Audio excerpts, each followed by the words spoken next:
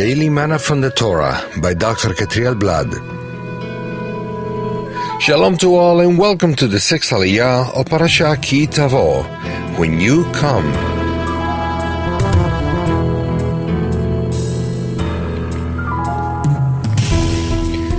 We found this Aliyah in the book of Deuteronomy chapter 28 verse 7 to chapter 29 verse 1. Today's study is found in chapter 28, verses 45 through 48. All these curses will come upon you.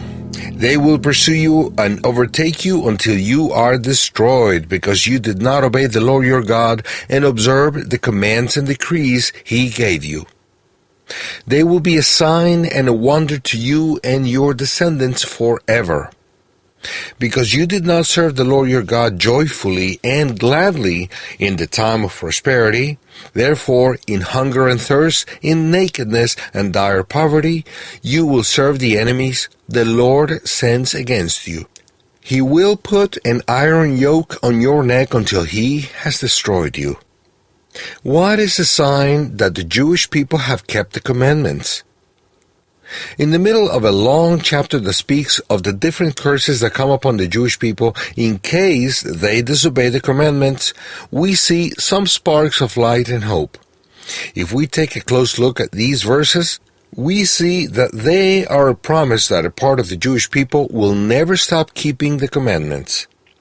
If every single one had gone astray and disobeyed the commandments, all would have been destroyed. As it's written, you will be destroyed.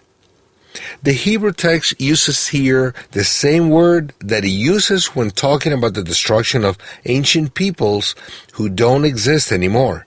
See Deuteronomy 2, verse 12, 21, and 23.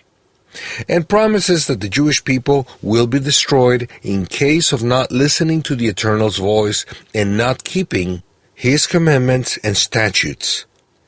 Then it continues saying that these curses will be a sign and wonder to Israel's descendants forever.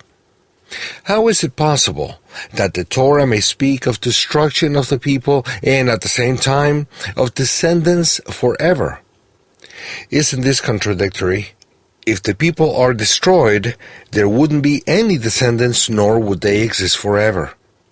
The large majority of the 12 tribes have been disobedient, and that's the reason they don't exist as tribes anymore.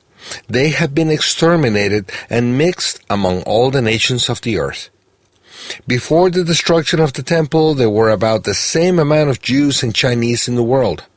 Nowadays, there are less than 50 million Jews and more than 1.3 billion Chinese in the world. This is clear evidence that many curses have befallen the Jews due to their disobedience. However, at the same time, there have been enough Jews faithful to the commandments so that the Jewish people haven't been completely destroyed. The fact that the Jewish people haven't been fully destroyed shows that there is a remnant faithful to the Eternal and His Torah. The curse of destruction has not been totally fulfilled, and it will never be, because there are enough great promises that say that the Jewish people will go on forever. This is because of that faithful remnant. Hadn't it been for that remnant, the people would have been like Sodom and Gomorrah. This text also teaches us that if we don't serve the Eternal with joy and a glad heart, we will have lack in everything, and a yoke of iron will be placed upon us. This leads us to question whether we are really showing gratefulness when we have abundance of everything. Or do we complain about what we do not have? If we complain about the food, clothes, and other things that the Eternal gives us, we will lose what we have. When we are lacking things, could it be because we have not learned this lesson? Do we pray the Birkat HaMazon, blessing for the food, with joy and a glad heart? Or do we leave the table without giving thanks? The yoke of iron means dark thoughts and worries. The yoke can also mean spiritual oppression and psychological depression. One way of winning victory over this oppression is by praising the Eternal with joy. If you are tempted to be depressed, you ought to dance before the Eternal and sing with a loud voice so that the oppression doesn't come over you. If you are already depressed, you can use the same method to come out of it in victory. Serve the Eternal with great joy. Shalom.